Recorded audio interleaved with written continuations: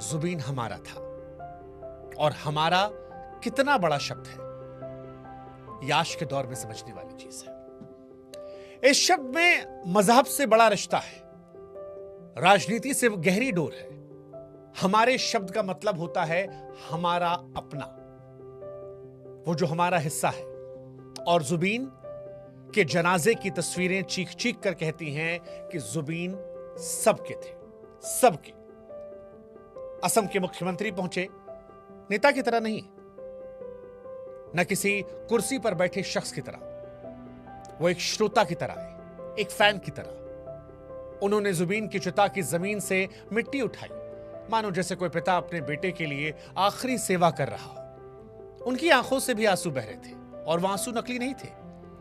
वो उस दर्द का हिस्सा थे जो हर घर की चौखट पर उस दिन बिखरा पड़ा था। और जब ये तस्वीरें आई तो जहन में ख्याल आया कि क्या कभी हमने आपने किसी सरकार को इतना इंसानी होते देखा है, इतना छोटा होकर, इतना नम्र होकर। और इसी वजह से जुबीन बहुत बड़े हो गए। उस विदाई के बाद सिर्फ असम नहीं रोया था, देश के बाकी हिस्सों में भी लोग खामोश बैठे थे। टीवी की स्क्रीन पर जब जुबीन की अंतिम विदाई में वो जो जनसैलाब उमड़ा था, उसे कभी टीवी पर कभी अखबारों पर लोगों ने देखा तो सबके मन में सिर्फ एक सवाल था कि आखिर जुबीन कौन था जिसे इतना प्यार मिल गया। क्योंकि असम के बाहर कई ऐसे थे जो जुबीन को सिर्फ या अली या दिल तू ही बता से जानते थे।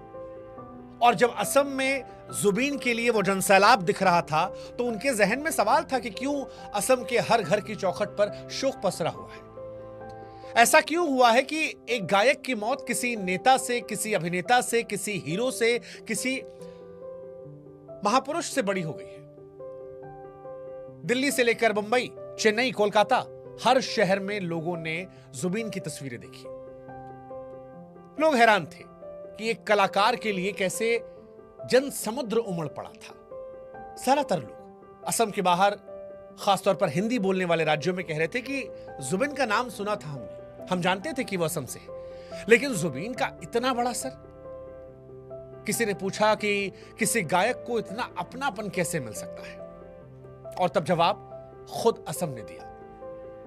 असम ने बताया कि जुबीन सिर्फ गायक नहीं थे, वो असम के अपने थे, वो असम के लोगों के रिश्ते में थे।